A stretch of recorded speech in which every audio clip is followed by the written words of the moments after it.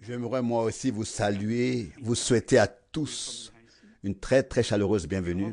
Nous espérons que même ceux qui sont ici pour la première fois se sentiront à l'aise chez eux et recevront la bénédiction de Dieu. Nous avons déjà chanté de magnifiques cantiques et lu ensemble un très beau psaume. Puisse-t-il en être ainsi dans ces rassemblements, que nous soyons à la chose, dans la chose, vraiment pour faire une nouvelle expérience avec Dieu, afin que nous puissions, une nouvelle expérience de Dieu, afin que nous puissions dire à la fin, il était bon d'être ici, afin que la bénédiction puisse couler à flot. Dans le cantique, nous avons chanté « J'ai besoin de toi, Seigneur bien-aimé.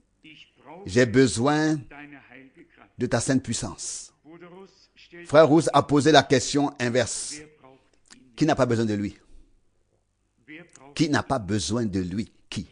Tout homme qui veut être sauvé a besoin de celui qui seul peut le faire, peut sauver. Et cela, c'est nous tous. Tous ceux qui veulent recevoir le pardon ont besoin de celui par qui nous avons reçu le pardon. Quiconque souhaite obtenir la guérison a besoin de celui qui nous a apporté la guérison. En lui, nous avons tout en tous, au sens propre du terme. Et puisse-t-il vraiment devenir tout en tous pour nous en ce jour. Le cantique que nous avons chanté en premier dit que les nuages s'amoncellent autour de moi et que je me sente seul. Que j'aspire à être libre, tout à fait libre, loin de la détresse et des soucis.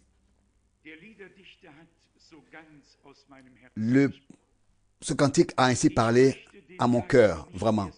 Mais je ne veux pas vivre ce jour au ciel, je veux déjà le vivre sur terre. Et ce sera sans doute lorsque nous aurons appris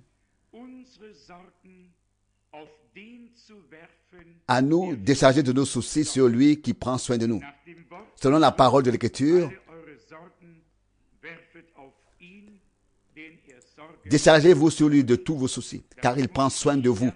C'est ce que je dois apprendre et peut-être d'autres parmi nous. Certains, on la main légère. Ensuite, dans le deuxième couplet, même si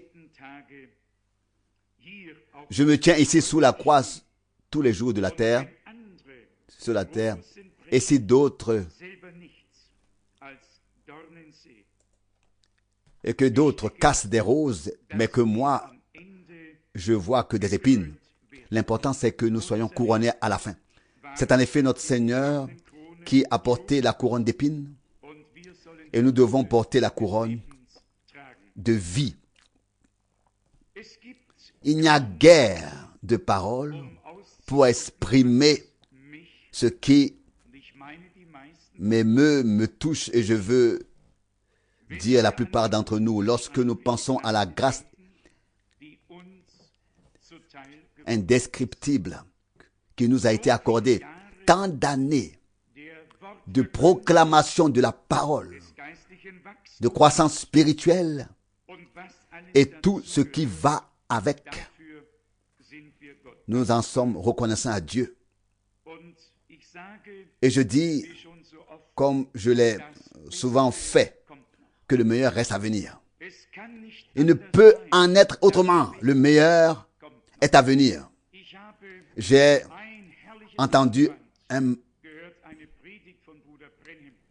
enregistrement magnifique, une prédication de frère Branham, et j'aimerais vous la traduire à tous de tout mon cœur.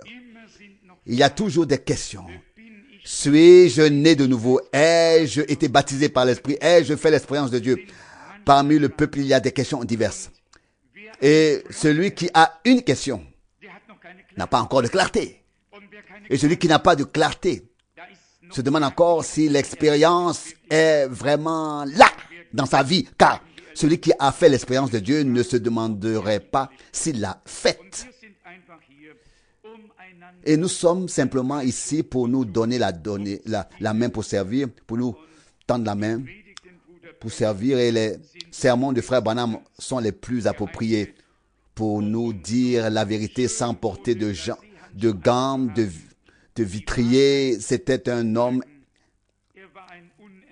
intrépide et surtout, il parlait sur la base de son expérience personnelle, de son vécu, pas seulement avec lui-même, mais il a pu observer pendant de nombreuses années la différence entre les exigences et entre les prétentions, et la réalité. Et nous aimerions que notre témoignage soit en accord avec la parole, que nous soyons nous aussi en accord avec la parole, afin que nous puissions suivre le Seigneur pas à pas. 4 petits versets du psaume 25.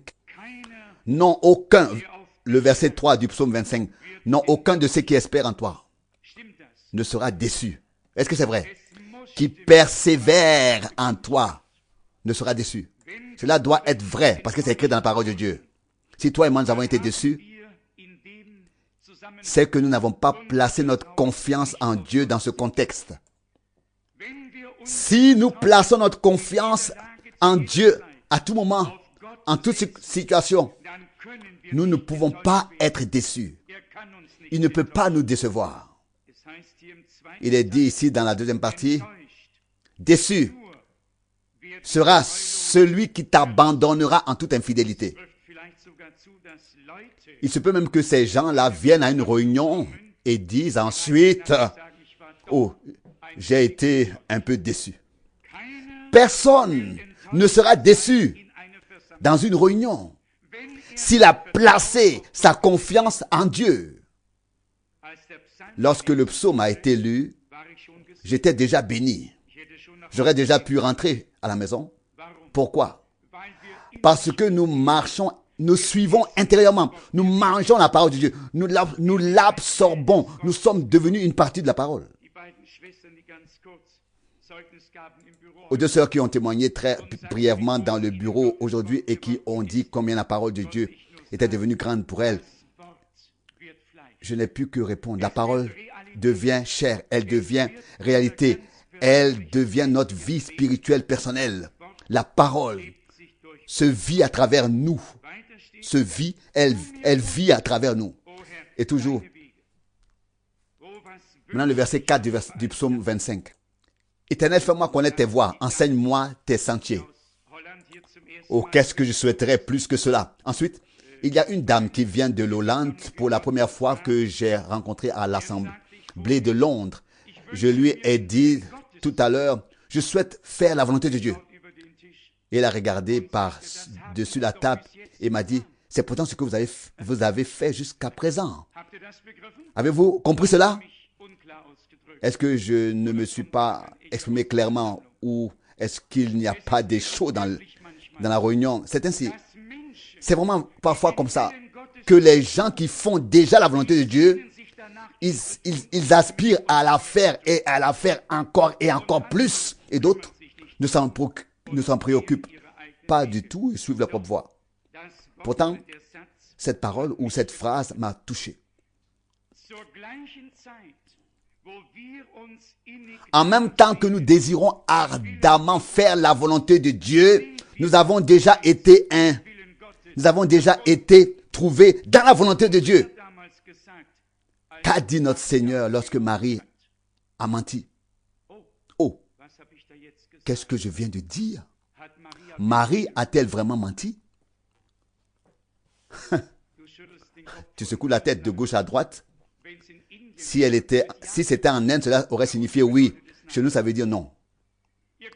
Si c'était en Inde, ça aurait signifié oui, n'est-ce pas? Vous pouvez lire dans l'évangile de Luc. C'est là que Marie dit à notre Seigneur, alors qu'il était resté à Jérusalem à l'âge de 12 ans, ton Père et moi t'avons cherché. Que voulait-elle dire par là? Elle a attribué notre Seigneur à Joseph, comme quoi Joseph serait son père. Et qu'a fait le Seigneur? Il a corrigé sur le champ et dit, ne savez-vous pas que je dois être dans ce qui est à mon père? Corrigé sur le champ. Ça, c'est notre Seigneur. Il corrige sur le champ. Nous avons parfois du mal à nous exprimer et il se peut que cela ressorte maladroitement ce qu'on dit, mais lui, il corrige sur le champ. Éternel, fais-moi connaître tes voies. Enseigne-moi tes sentiers. Le verset 4.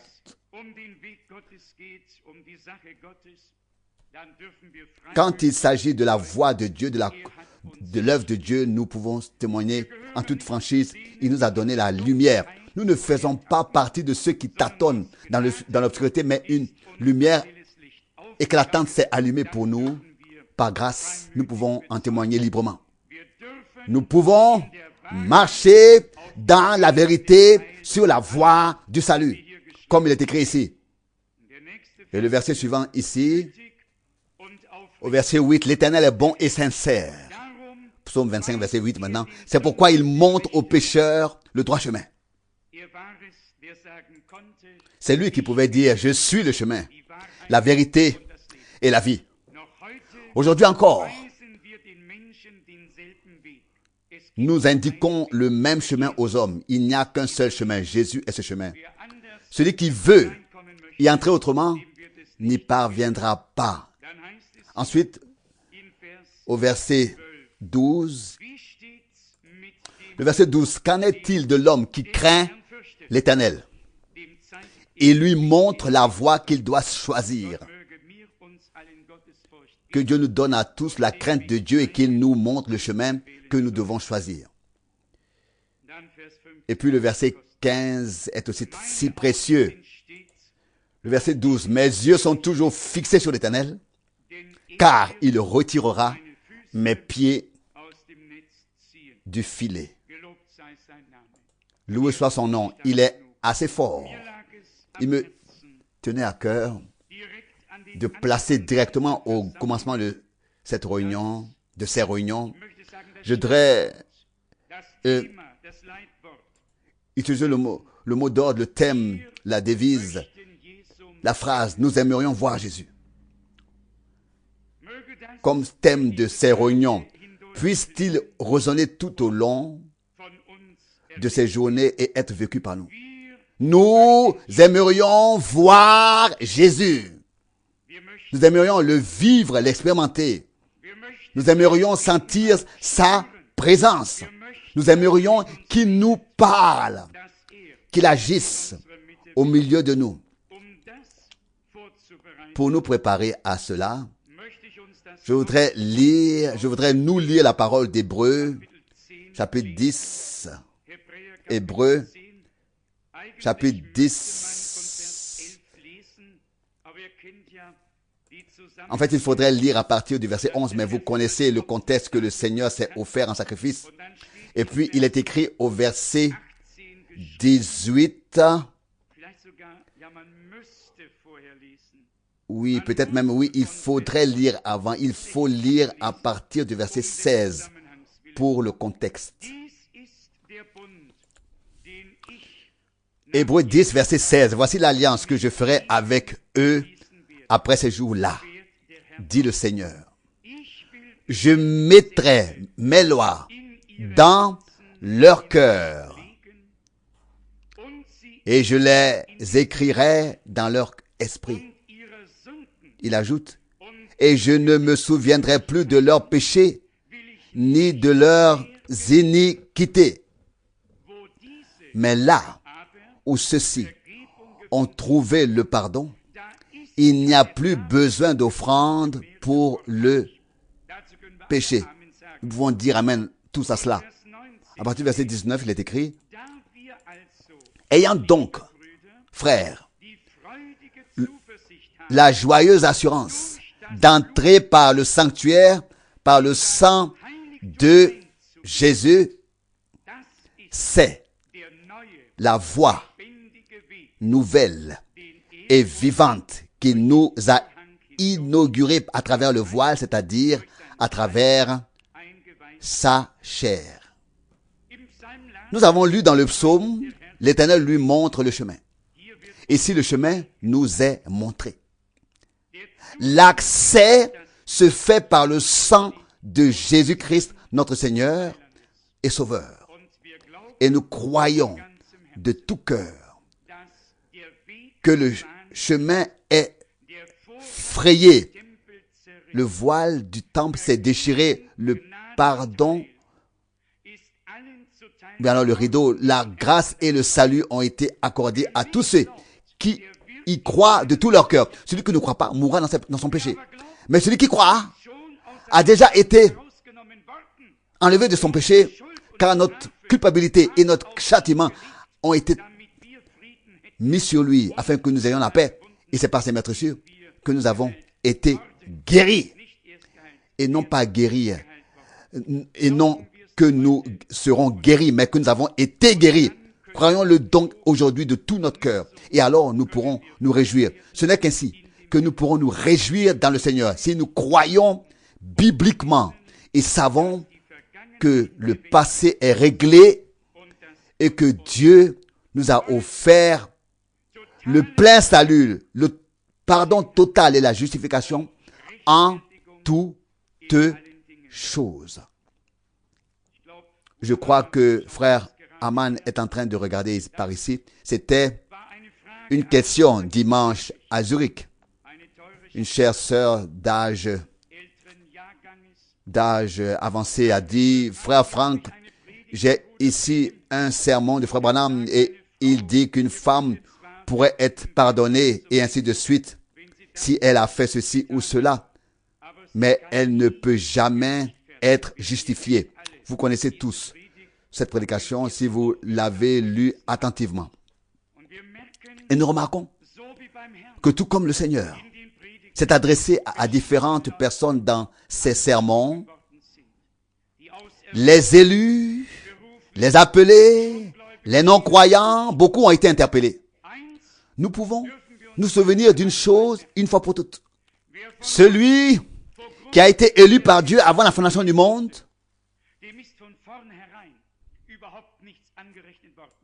rien dès le départ lui a été imputé. Parce que Jésus-Christ, comme agneau de Dieu, a été élu avant même la fondation du monde, choisi pour entrer dans la brèche et payer le prix pour nous, afin de réparer le dommage. Prenons toujours garde à qui cela peut être adressé et ne laissons pas la joie du Seigneur nous être enlevée ou volée ou dérobée. Il est écrit ici, nous donc frères, qui avons la joyeuse assurance d'entrer dans le sanctuaire céleste par le sang de Jésus. Il relit le verset 19. Vous savez, et je l'ai encore entendu en Afrique, que les dénominations renommées ont retiré les chants qui chantent et traitent encore du sang. On veut avoir un cantique non choquant, des cantiques auxquels les hindous peuvent aussi participer sans être dérangés, auxquels les musulmans peuvent chanter sans être dérangés. Tout le monde doit pouvoir chanter sans être dérangé. Lorsque Dieu fait quelque chose, il y a d'abord une perturbation, puis un court-circuit, puis les gens sont appelés à la réflexion. Et le chemin ensuite du salut leur est montré aujourd'hui. Aujourd'hui, comme il était il y a près de 2000 ans. Il n'y a pas d'autre chemin et pas d'autre salut. Et pas non plus d'autre évangile que l'évangile de Jésus-Christ, notre Seigneur. Aussi certain que notre Rédempteur, en tant qu'agneau de Dieu, est mort sur la croix à Golgotha et a versé son sang, c'est aussi certain aussi qu'il est entré dans le sanctuaire céleste avec son sang. Et voilà que quelqu'un demandera, mais quand cela s'est-il passé? Vous pouvez, vous, Il vous suffit de lire lentement seulement l'évangile de Jean, et cela au chapitre 20, et vous aurez la réponse. Quand est-ce que ça s'est passé? Dès le matin. Le maître a dit, ne me touche pas, car je ne suis pas encore monté vers mon Dieu, et vers votre Dieu, vers mon Père, et vers votre Père. Et plus tard, il dit, mets ta main dans mon côté, et vois que c'est moi. Oui? Oui, c'est tout ce que nous avons à dire. Nous n'avons rien à dire. Nous n'avons pas besoin de dire plus que ça. Nous continuons à lire ici. Et puisque nous avons un grand, le verset 21. Et puisque nous avons un souverain sacrificateur établi sur la maison de Dieu, verset 21, maintenant le verset 22, approchons-nous donc d'un cœur sincère avec une pleine assurance de foi. Après nous être débarrassés de la mauvaise conscience par l'aspersion des cœurs et avoir lavé notre corps avec une eau pure. Restons inébranlablement attachés à la profession de l'espérance, car celui qui a fait la promesse est fidèle. Amen. Il est et demeure fidèle éternellement.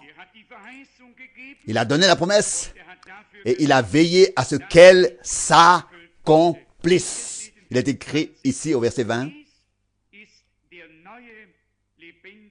C'est la voie nouvelle et vivante qu'il nous a inaugurée à travers le voile, c'est-à-dire à travers sa chair. Celui qui a reçu la vie de Dieu marchera et demeurera sur cette nouvelle voie vivante. Tout le reste, ce sont des voies propres, avec des œuvres propres, des credos propres, des dogmes propres, des actions propres, qui ne peuvent pas subsister devant Dieu. Seul ce qui vient de lui, de Dieu, peut subsister devant lui, devant Dieu. Seul ce qui vient de lui nous ramène à lui. Ce qui ne vient pas de lui nous éloigne de lui, justement. Nous n'avons pas besoin de substitut. Nous avons besoin de Dieu et de ce qu'il nous a donné en Christ. Mais maintenant, il y a plus. Au verset 24. Verset 24. Et veillons aussi les uns sur les autres pour nous inciter mutuellement à l'amour et aux bonnes œuvres. Ne négligeant pas nos réunions, comme c'est la coutume de quelques-uns, mais nous encourageant mutuellement, et cela d'autant plus que vous voyez déjà le jour approcher. Je ne fais pas partie de ceux qui se font un hobby de faire des remarques, déjà pas spécialement d'ici, devant. Mais l'un des frères m'a dit ou nous a dit que nous étions, alors que nous étions ensemble il y a quelques minutes, il aurait mieux valu que les gens soient tous venus pour écouter et non pour parler. Il y a en effet encore des gens qui ont tant de choses à dire aux autres, qui souvent ne font pas de pause pendant qu'ils parlent, au lieu de venir pour écouter la parole. Je vous donne un conseil très pratique.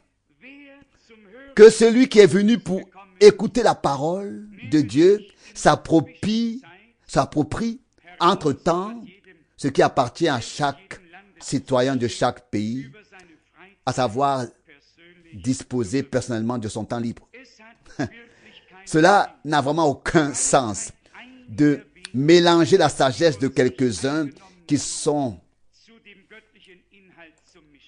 convaincus d'eux-mêmes au contenu divin. Ne mélangeons pas ces choses au contenu divin. Prenons cela au sérieux et faisons partie de ceux qui sont venus simplement avec un désir de voir Jésus, de l'entendre, de le vivre. Ceux qui sont venus pour parler ou même pour collecter des adresses, comme c'est toujours le cas, nous devrions les envoyer sur le nouveau marché là-bas. Vous savez, il y a là beaucoup de gens avec lesquels ils pourraient parler et aussi prendre leur adresse et s'occuper d'eux ensuite. Non.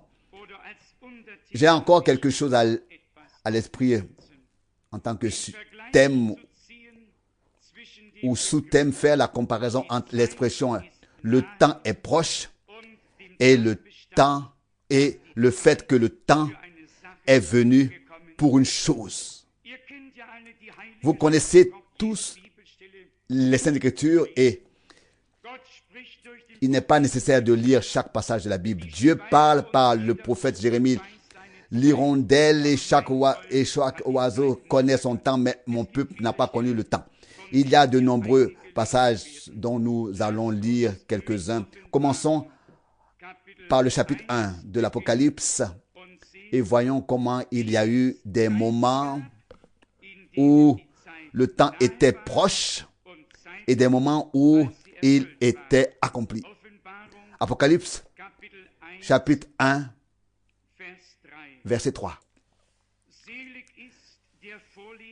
Béni celui qui lit et ceux qui entendent les paroles de la prophétie et qui gardent les choses qui y sont écrites, car le temps de l'accomplissement est proche.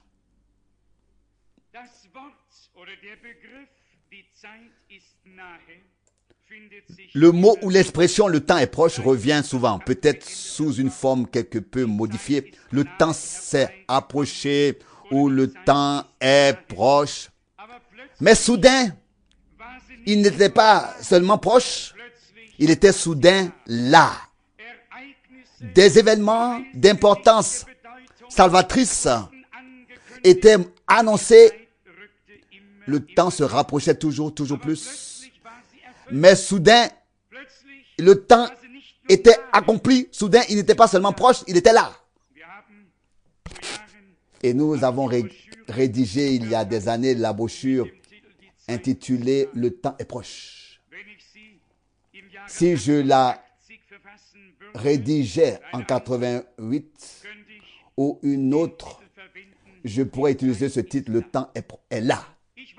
Je ne sais pas si vous vivez tout ce progrès et si vous le ressentez.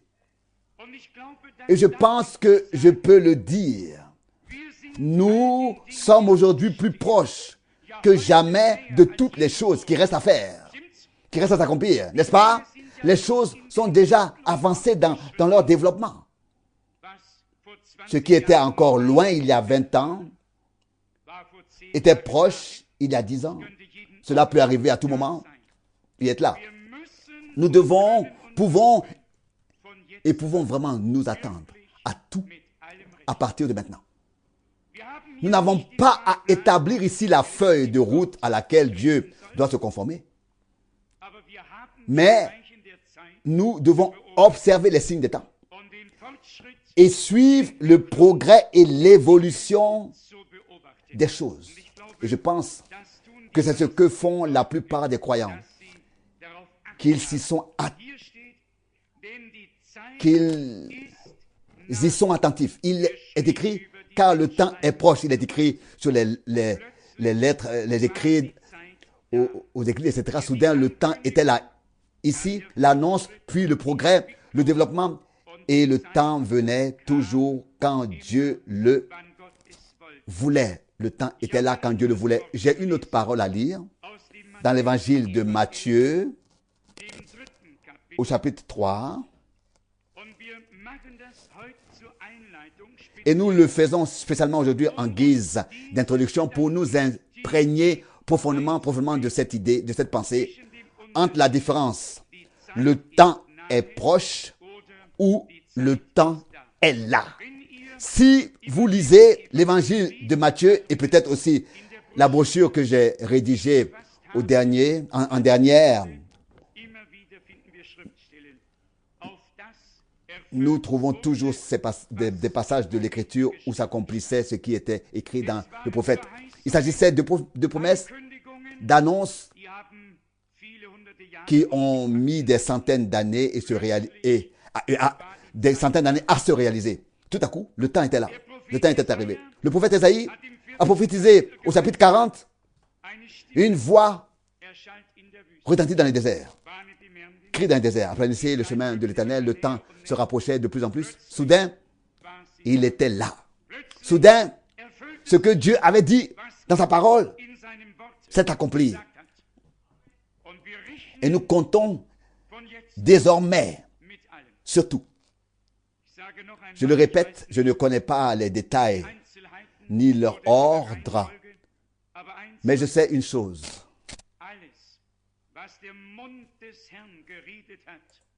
Tout ce que la bouche du Seigneur a dit s'accomplira littéralement et à la lettre.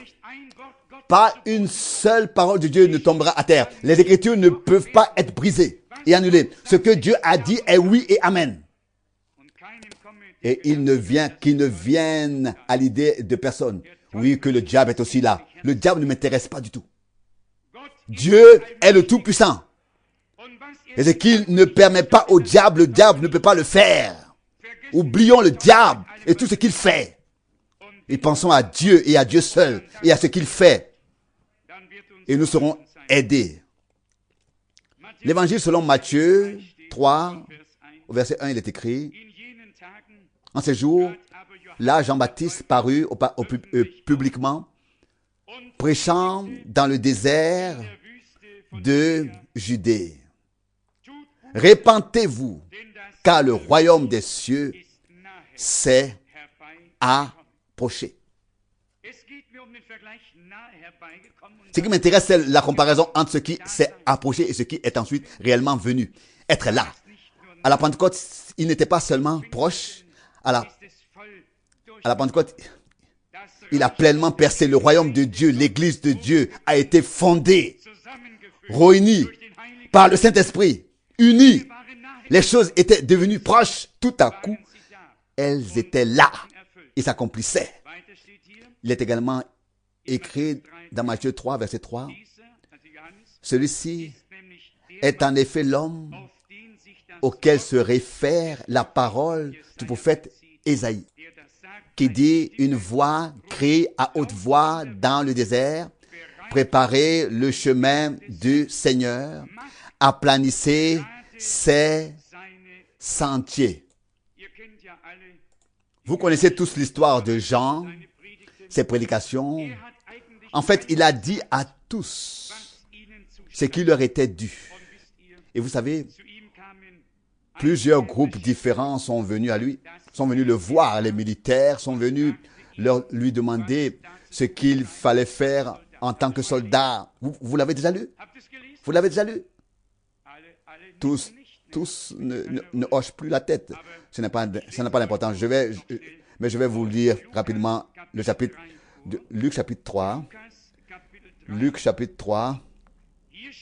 Ici, il est écrit au verset 2. Et du temps des souverains sacrificateurs Anne et Caïphe, la parole de Dieu fut adressée à Jean, fils de Zacharie, dans le désert. Cela me réjouit. La parole de Dieu, l'ordre de Dieu, le commandement lui fut adressé. Dieu a fixé le temps et l'heure. Il est si bien dit ici, au temps du souverain sacrificateur. Anne et Caïphe, la parole de Dieu fut adressée à Jean. Il a dû attendre longtemps. Combien de temps a-t-il dû attendre? Qui le sait? Quand a-t-il fait son apparition? Quel âge avait-il lorsqu'il a fait son apparition? S'il vous plaît, oui, c'est possible, c'est possible. En tout cas, il a dû attendre très très longtemps. Et attendre est difficile. Surtout quand on sait que Dieu a appelé, a mandaté. Et qu'il faut ensuite attendre que l'ordre direct arrive. Maintenant. À ce moment-là, le temps n'était pas proche. À ce moment-là, alors il était là. Et quand il était là, Dieu a agi. Quand le temps était là, le message a été donné. Et le peuple est sorti l'écouter et se faire baptiser par lui. Il a tenu un discours difficile, dur, et le peuple a quand même écouté. Je pense alors à notre bien-aimé frère Branham, comme il a été dur parfois. Et mes sœurs, vous avez tout supporté. Vous avez abandonné votre résistance intérieure. Vous vous êtes incliné sous la parole. Et c'est pourquoi Dieu a pu vous bénir. Le secret de l'écoute de la parole consiste à dire Amen, à accepter intérieurement ce que la parole de Dieu dit et ce qui est proclamé par ordre de Dieu. La parole disait alors, nous avons bien Abraham pour père. La foule disait alors, nous avons bien Abraham pour père. Car oui, c'est par Abraham que nous avons un père, n'est-ce pas? Et vous savez aussi, Jean avait dit que Dieu pouvait aussi susciter des enfants à Abraham à partir des pierres. Et maintenant, écoutez le verset 10 de Luc 3, verset 10. La foule l'interrogeait, disant, que devons-nous faire? Que devons-nous donc faire? Il leur répondit au verset 11 que celui qui a 2 tuniques partage avec celui qui n'en a point, et que celui qui a de quoi manger agisse de même. Donc, partage. Ensuite arrive le verset 12. Des publicains, des douaniers, des publicains vinrent aussi se faire baptiser, et ils lui demandèrent, Maître, que devons-nous faire? Il leur répondit, verset 13, ne demandez pas aux gens plus d'argent qu'il ne vous est prescrit. Des soldats lui demandèrent aussi, que devons-nous faire? Verset 14, il leur répondit, ne faites de mal à personne, ne vous livrez pas à la violence, contentez-vous de votre salaire. C'était presque un discours politique. Si l'on disait aujourd'hui aux gens, contentez-vous de votre salaire, ils diraient, pourquoi sommes-nous dans le syndicat alors? Mais laissons cela de côté. Ici, nous voyons effectivement que les gens ont demandé. Ils voulaient mettre en ordre des choses qui ne sont pas justes devant Dieu. Ce n'étaient pas des pharisiens. Ils avaient déjà fait leur devoir, n'est-ce pas? Car ils ne venaient pas demander que devons-nous faire. Ils disaient en eux-mêmes, nous avons Abraham. Ils disaient en eux-mêmes, nous avons Abraham pour père. Et toi, qui es-tu?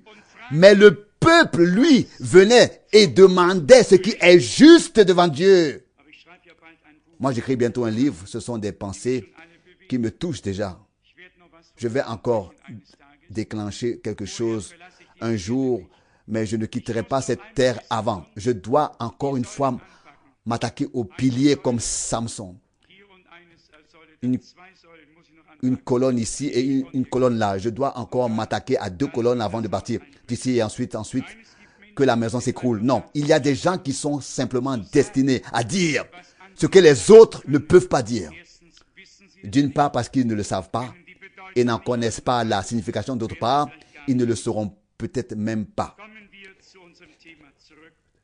Revenons à notre sujet aujourd'hui. En effet, allons plus loin dans les Écritures. Encore une fois, Luc chapitre 3, verset 2. Luc 3, chapitre 2. Et Luc 3, verset 2, pardon. Du temps des souverains sacrificateurs Anne et Caïphe, la parole de Dieu fut adressée à Jean, fils de Zacharie, dans le désert. Et c'est ensuite qu'il parcourut toute la région. La pensée qui me remplit est la suivante. Le temps est proche et l'heure est venue. Et ensuite l'heure est là. À toutes les choses que nous attendons, elles se sont rapprochées et soudain elles seront là. La parole sera accomplie jusqu'à la dernière lettre. Nous n'attendons pas en vain. Nous ne sommes pas des idiots. Nous n'avons pas suivi des fables habilement conçues. Mais la proclamation de la parole infaillible de Dieu, c'est elle que nous avons suivie, qui est oui et amen pour l'éternité. Le ciel et la terre passeront, mais la parole de Dieu demeure pour l'éternité. Voici ce que nous lisons dans Matthieu 4, verset 17. Lisons Matthieu chapitre 4,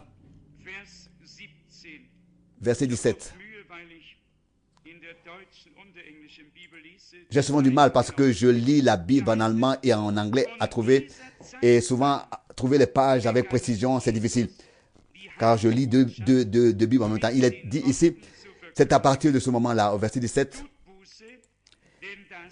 Matthieu 4, verset 17, c'est à partir de ce moment-là que Jésus a commencé à annoncer le message du salut en disant, repentez-vous car le royaume des cieux est proche. Nous l'avons déjà mentionné et nous le mentionnerons encore plusieurs fois durant ces jours. Il s'était approché. Il était là tout à coup.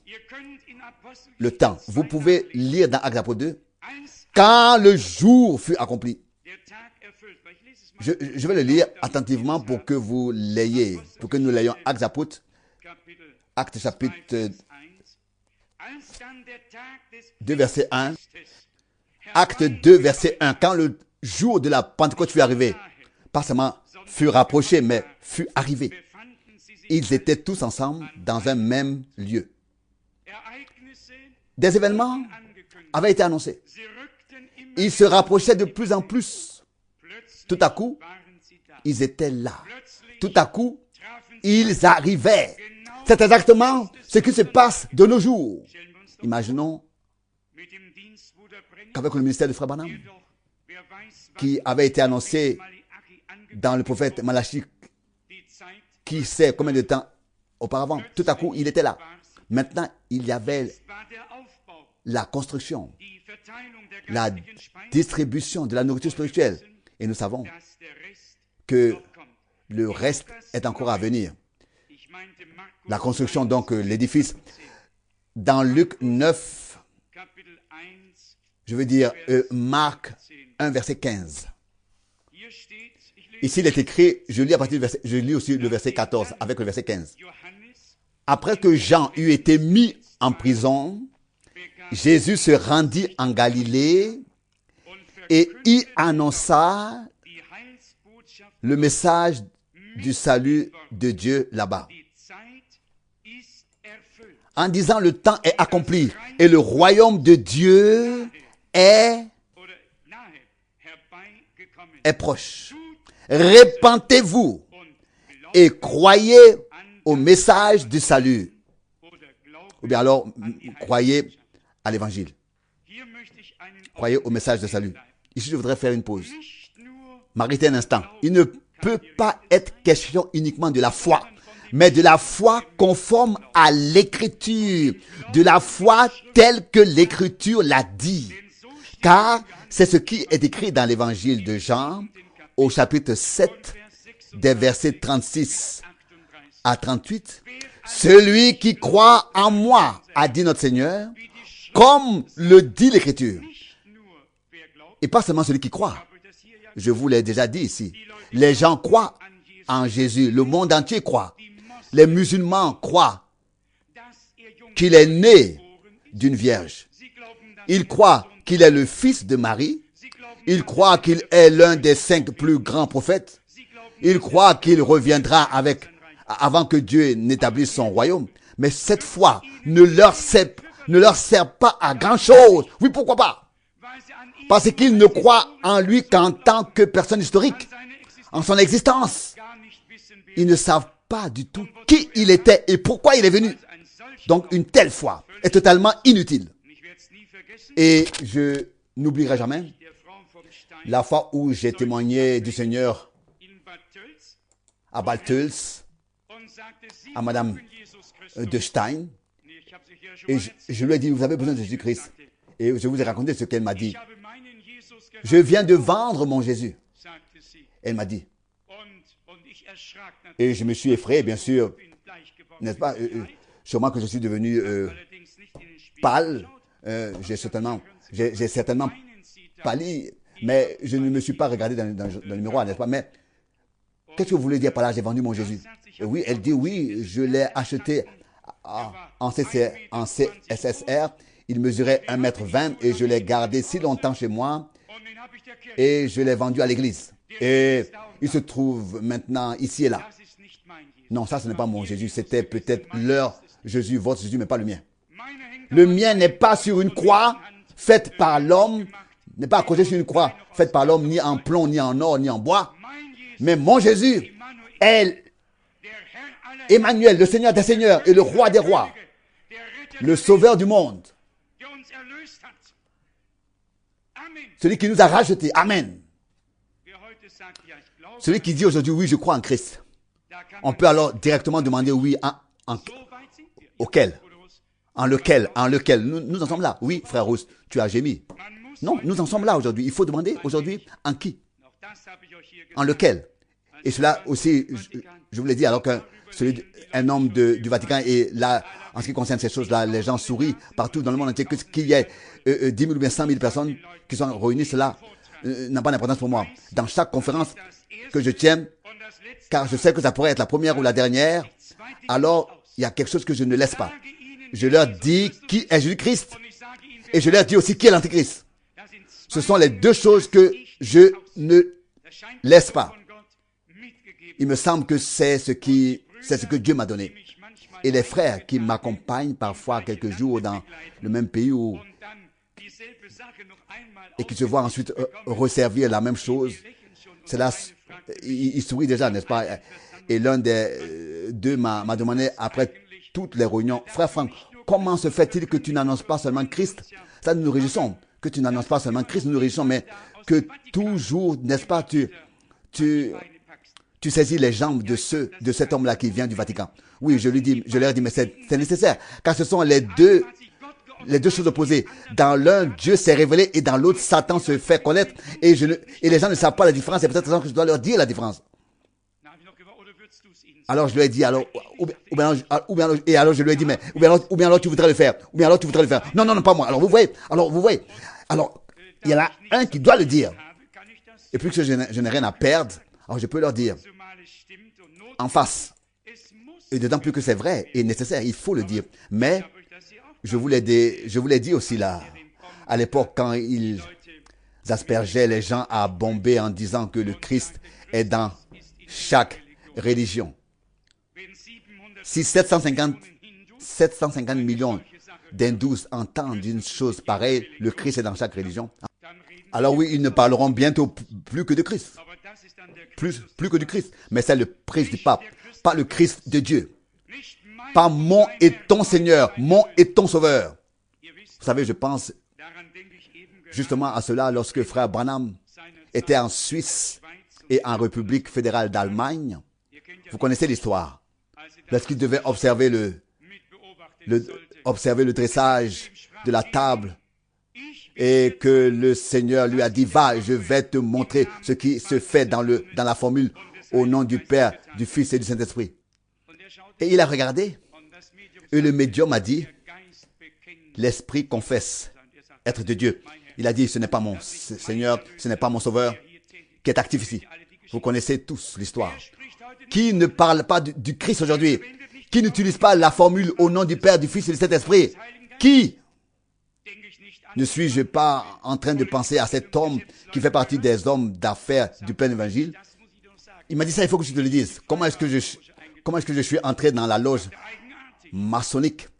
Il a dit étrange. Je suis d'origine juive et je devais quand même dire au nom du Père, du Fils et du Saint-Esprit. Il a dit, ça je ne comprends pas toujours jusqu'aujourd'hui encore. Et moi, je le dis moi non plus. Les gens ne savent pas ce qu'ils font. Ils sont aveuglés spirituellement. Et je vous le dis, avec quoi? C'est avec des vérités partielles de la parole que le diable peut le mieux induire l'humanité en erreur. À 100%. Il n'y a pas de plus grand mensonge que celui qui renferme 99% de vérité. On y ajoute le reste et tout est sans dessous. Ce dont nous avons besoin, c'est de vérité pure. Nous avons besoin d'un absolu, d'une annonce de la parole qui ne soit pas mélangée et qui puisse être présentée au peuple de Dieu. Nous avons droit à une nourriture pure, pas à un mélange dans lequel se trouve la mort. Ce que les disciples des prophètes ont rassemblé ici et là et qu'ils ont fait cuire dans la marmite en guise de ragoût. Non. Mais il s'agit d'avoir le pain de vie, la parole de notre Dieu, aussi fraîche qu'elle est descendue du trône, aussi fraîche, doit-elle être annoncée. Encore un ou deux passages, dont l'un est tiré du livre des Actes des Apôtres. Actes des Apôtres, chapitre 7. Ici, trouvé au verset 17. Mais plus le temps de la promesse que Dieu avait faite à Abraham approchait, plus le peuple en Égypte s'accroissait et se multipliait. Vous connaissez l'histoire. Ce qui m'importe, c'est que plus le temps de la promesse était proche, plus le temps de l'accomplissement de la promesse était proche. Maintenant aussi, nous aurons certainement des passages à traverser, la distribution de la nourriture, la proclamation, la diffusion du message de Dieu dans le monde entier, l'appel à sortir. Mais ensuite, tout à la fin, le scellement doit avoir lieu.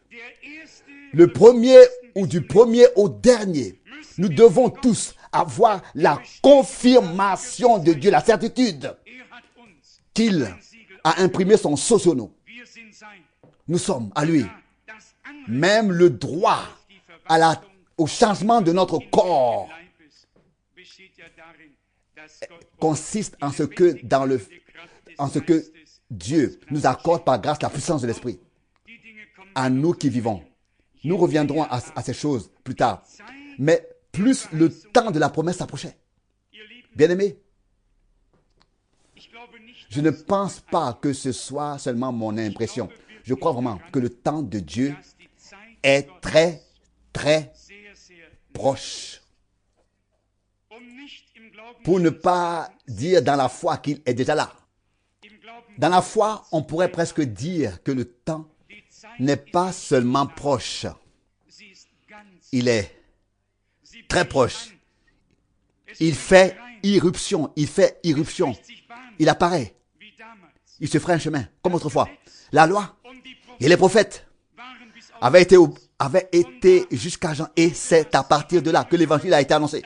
Que le royaume de Dieu a été proclamé. Aujourd'hui, nous sommes dans une situation similaire.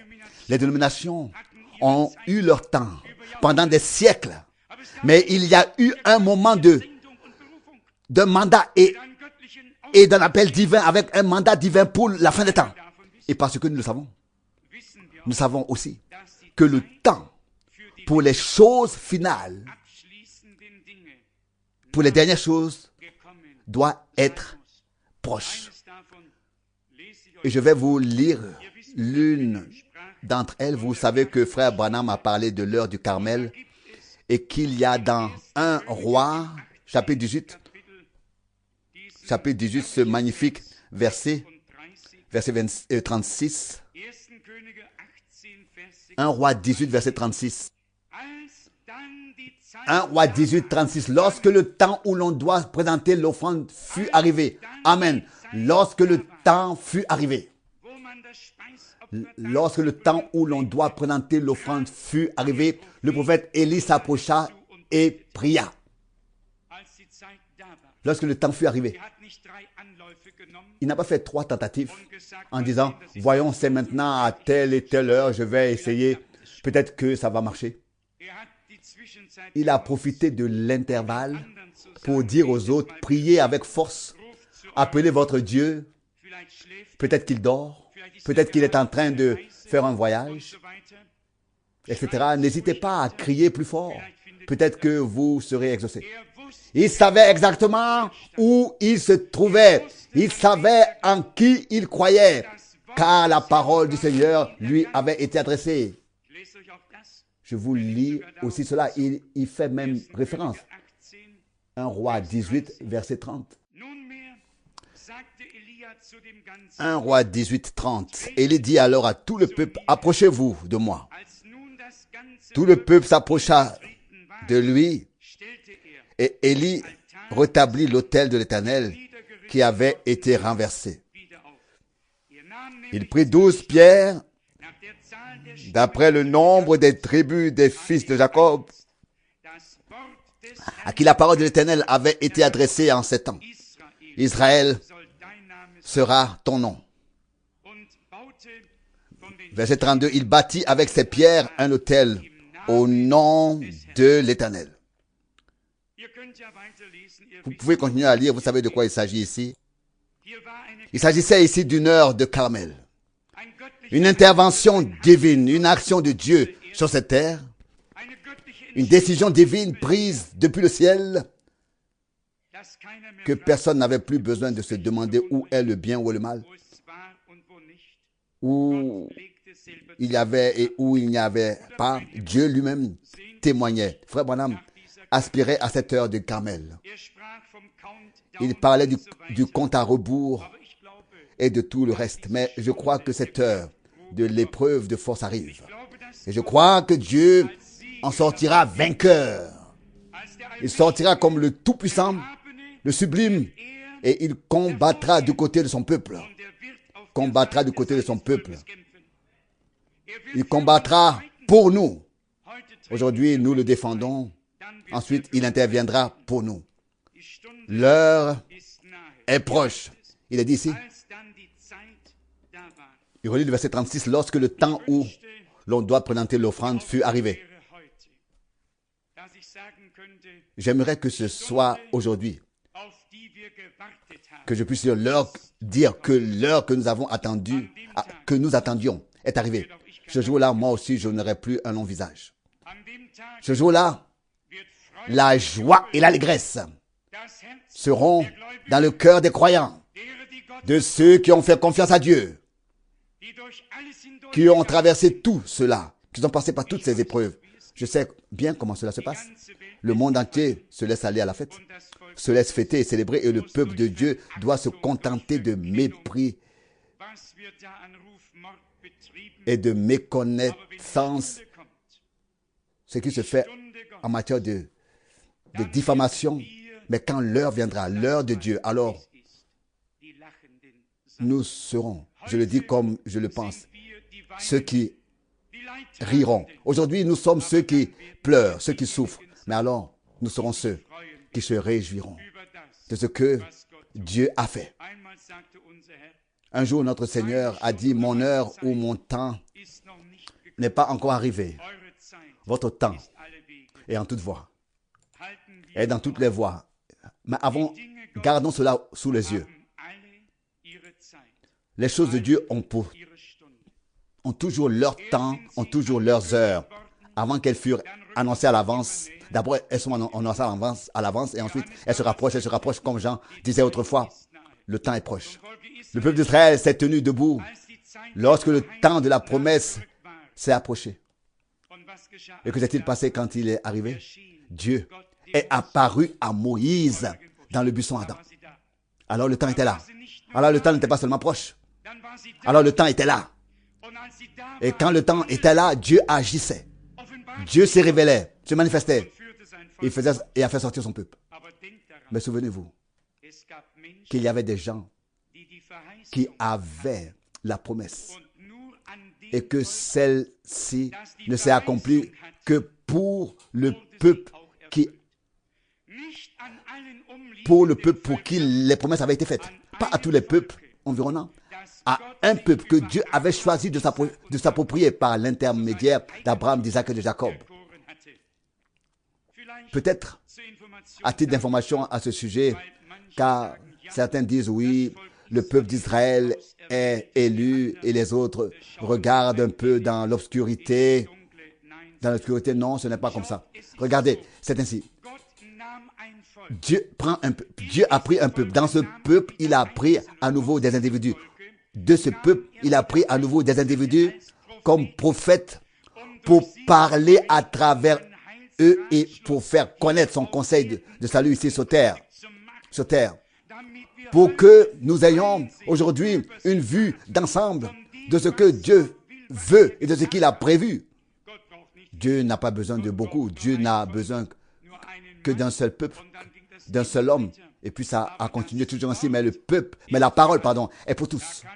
Là, je peux vous lire le psaume 2, versets 6 et 7. Lire Ésaïe 49, verset 6. Lire Matthieu 28, du verset 19 au verset 20. Il est déjà écrit au sujet des nations qu'il deviendrait un salut pour les peuples jusqu'aux extrémités de la terre.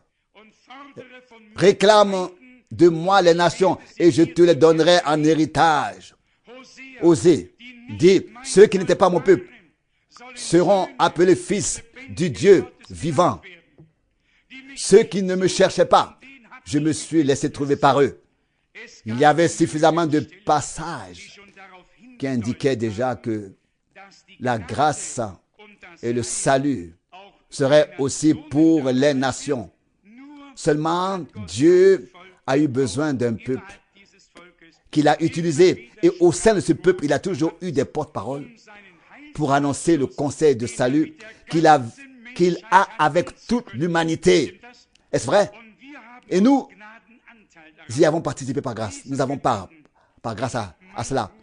Cette pensée, mon frère Jacques l'a exprimée si clairement lors du concile de Jérusalem qu'il faut effectivement lire cela. Et avec cela, je viens aussi pour aujourd'hui à la fin. Actes des Apôtres, chapitre 15, verset 13. Ici, il est écrit. Lorsqu'ils eurent terminé. Oui, peut-être que je dois lire peut-être le verset 12, je m'excuse. Toute l'assemblée garda le silence et prêta l'oreille à Barnabas et à Paul,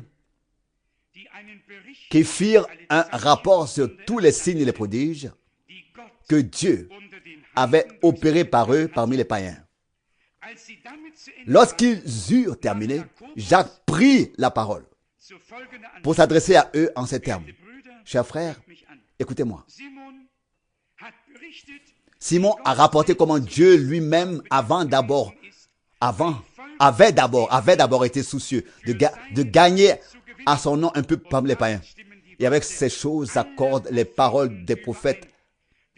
S'accordent les paroles de tous les prophètes, car il est écrit, je reviendrai et je rebâtirai le tabernacle de David, qui est en ruine. Je relèverai ses ruines et je le ferai renaître moi-même.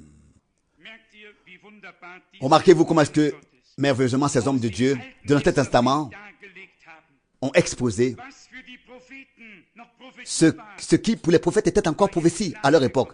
Mais maintenant, c'était rapproché et c'était là. Ça pouvait être exposé après que les apôtres eurent raconté ce qui se passait parmi les païens et que Pierre, Jacques et quelques autres eurent leur peine. Là, non, pas Jacques, car Jacques avait pris la parole. Ce sont les autres qui avaient la peine, même pas les hommes de Dieu. C'est bien que les hommes de Dieu et le peuple de Dieu n'ont pas de peine, n'ont pas de problème avec la parole de Dieu dans leur temps, car elle leur est révélée par le Saint-Esprit. Mais remarquez-vous le contexte. Il va vers la parole, il va à la parole, il revient à la parole, il retourne à la parole. Je ne sais pas si nous apprécions suffisamment cela, que le fait que Dieu nous ait donné ce lien direct et absolu à la parole. Ça, c'est la chose la plus merveilleuse que Dieu nous ait faite. À côté de la rédemption et du salut, qu'il nous ait donné ce lien direct. Je l'appelle le fil chaud. Le fil chaud. Dieu nous a donné ce fil chaud avec sa parole. En fait, c'est traduit mot à mot aussi, c'est pas fil chaud, c'est cet accès intime à sa parole. Intime à sa parole. Qui venait du trône. Jacques est allé vers la parole et a dit, valeur, bien-aimés frères, écoutez-moi, Simon a raconté comment Dieu prendra d'abord un peu parmi les nations pour son peuple, et ensuite il se retournerait et rebâtirait la tente de David qui était en ruine. Quelle grâce, quelle bénédiction. Nous pourrions aller à de nombreux passages bibliques et les lire. La parole de Dieu s'accorde. L'Ancien et le Nouveau Testament forment une unité, une harmonie, une divine insufflée, voire inspirée et dictée par l'Esprit. L'époque était proche.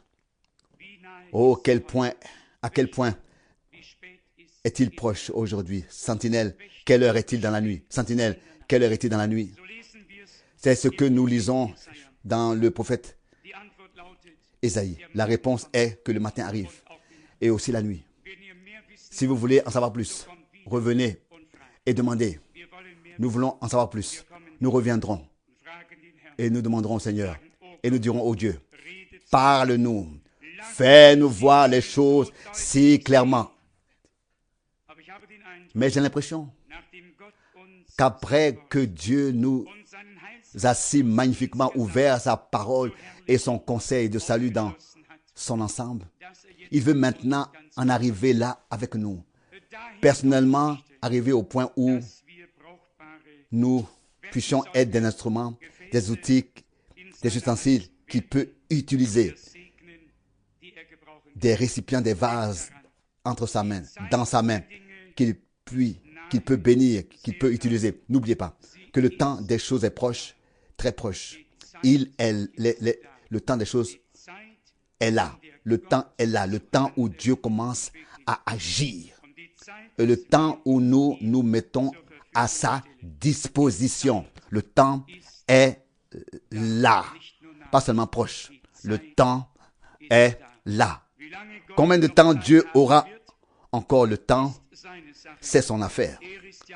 Après tout, il est d'éternité en éternité. Mais j'aimerais bien que vous me le disiez. Il y a 22 ans, lorsque Frère Branham a été rappelé à la maison, le temps était déjà proche. Nous l'avons entendu maintes fois dans les prédications. Ce pourrait être le dernier jour, la dernière réunion. Combien de fois l'avons-nous entendu? La venue du Seigneur est proche. Combien de fois l'avons-nous entendu? Déjà à l'époque, autrefois le Seigneur l'a dit, voici, je viens bientôt. C'est écrit plusieurs fois dans l'Apocalypse. Voici, je viens bientôt, où le temps est proche. Mais maintenant, il est simplement venu sur nous. Le temps pour que Dieu agisse est arrivé. Le temps pour nous de nous mettre à sa disposition est arrivé. Est là. Le temps pour qu'il puisse confirmer sa parole est là, est arrivé. Nous ne pouvons pas regarder et juger et continuer à regarder et juger lorsque des choses se passent quelque part et dire oui, ils ne sont pas justes dans l'enseignement, etc. Si nous sommes justes dans l'enseignement, alors Dieu confirmera sa parole. Mais nous ne devons pas, nous devons nous attendre. Nous devons l'attendre. Nous devons nous y attendre. Nous devons l'attendre et nous l'attendons tout simplement dans ces réunions. Elles ne doivent pas se terminer sans que des personnes témoignent avoir été sauvées, délivrées, guéries. Guéries. Je vais vous le dire, le mystère. Si vous croyez encore que le temps est proche, alors il ne l'est pas. Alors il n'est pas là. Il n'est que proche. Que lorsque quelqu'un est proche et qu'il regarde le panneau et qu'il est dit que Krefeld est encore à 14 km, c'est proche. Ce n'est pas encore là, c'est proche. Ce n'est pas encore là. Mais quand c'est là, alors il n'y a plus de panneau. Alors on est arrivé. Si vous voulez faire l'expérience avec Dieu, l'expérience de Dieu, si je veux faire l'expérience de Dieu, il ne suffit pas de croire que le temps est proche ou qu'il est proche. Lui, le Seigneur, il faut alors croire qu'il est présent, comme il l'a promis, qu'il est là, là où 2 ou 3 sont réunis en mon nom. Je suis présent. Nous aimerions voir Jésus. Il a dit, je suis là. Quand vous vous réunirez en mon nom, je suis là. Je suis au milieu de vous. Croyons-nous cela? Et si nous croyons de tout cœur qu'il est au milieu de nous, alors nous pouvons croire que des guérisons, le salut et tout ce qui s'est déjà passé, produit, toutes ces choses peuvent aussi se produire aujourd'hui. Par grâce, à la gloire de Dieu. Amen. Cela doit résonner encore plus fort. J'ai décidé de ne plus prêcher avec violence, car je ne peux plus le faire. Mais je veux que la parole agisse avec force. Et la parole ne revient pas vide, sans effet, à vide. Elle juge, elle produit, l'effet pour lequel elle a été envoyée. Encore une fois. Il y a des temps où les choses sont proches. Tout à coup, le moment est venu où cela se produit. Croyons que le temps est venu. Le temps de la glorification de Jésus-Christ, de la gloire de Jésus-Christ, la gloire de son nom, de sa parole, de sa puissance au milieu de son Église. Le temps pour ces choses est arrivé, pas seulement proche. Il est là, car selon sa promesse, il est présent. Et il est écrit que lorsqu'il a été dit, glorifie ton nom, la réponse a été, je l'ai glorifié et je le glorifierai encore. Si nous comptons sur le fait qu'il le fera, si nous attendons à ce qu'il le fasse, il le fera. Si nous pensons que c'est encore un peu loin en quelque sorte, c'est pas encore le temps pour ça, alors rien ne se passera. Dès maintenant, croyons que le Seigneur est présent dans les réunions des saints. Approchons-nous par la foi du sanctuaire céleste, où il est allé avec son propre sang sacré, saint, pour l'offrir sur le propitiatoire, afin que nous ayons un libre accès. Le ciel est ouvert, le chemin est libre, l'expiation nous a été offerte. Nous avons le plein salut, la pleine grâce, la justification et la sanctification par Golgotha. Allons-nous l'accepter par la foi, ne pas seulement croire que c'est proche. La foi te dit que c'est là pour toi et pour moi. Aujourd'hui, tu peux l'avoir. Accepte-le et Dieu te bénira. Amen. Levons-nous et prions. Père céleste, je te remercie de tout cœur pour ta sainte et précieuse parole. Je te remercie pour les nombreux exemples que nous y trouvons. Tu as annoncé des choses, puis elles se sont rapprochées de plus en plus. Tu as fait des promesses par la bouche des prophètes. Et soudain, tu as accompli ce que ta bouche sainte avait dit. Lorsque le temps s'est accompli, Seigneur bien-aimé, nous vivons une époque très particulière. Nous avons besoin de toi, Seigneur. Nous avons besoin de toi, Seigneur. Comme nous l'avons chanté, nous avons de plus en plus besoin de toi. Dans la pleine puissance de ta résurrection, réveille ton peuple de toute la puissance de Dieu, de la puissance de l'Esprit, de la puissance de la résurrection, de la puissance de l'amour, de la foi, du courage, de la force, de la puissance. Seigneur, nous te prions de tout cœur de nous faire prendre conscience que le temps n'est pas seulement proche, mais qu'il est là. Seigneur, nous nous préparons dès à présent, intérieurement, à ce que le temps soit venu, à ce que ton heure soit arrivée, où toi, parmi ton peuple, tu confirmes ta parole. Et Seigneur, je te prie du fond de mon âme, ne me laisse pas être un obstacle. Sinon, écarte-moi du chemin avant que je ne sois un obstacle pour toi et ton peuple. Montre-moi le chemin que je dois suivre, la décision que je dois prendre. Je te le demande à cause de ton saint nom, à cause de ton peuple qui a le droit de prendre part et de vivre la manifestation de ta puissance. Seigneur, nous sommes ici. Nous sommes des hommes, des êtres humains. Et nous dépendons de toi. Mais nous croyons et nous te faisons confiance. Tu nous as ouvert les yeux. Le temps est venu d'agir pour toi, d'être à ta disposition pour nous. Pour nous, donc pour toi c'est d'agir et pour nous d'être à ta disposition. Seigneur bien-aimé, je te demande encore une fois, avec tous les frères et sœurs, d'avoir ton chemin parmi ton peuple. Fais en nous ce que tu as promis, comme tu l'as promis. Accomplis ta parole. Fais savoir que tu es le Seigneur et que tous les ennemis ont été placés sous ton marchepied. Tu es le vainqueur de Golgotha.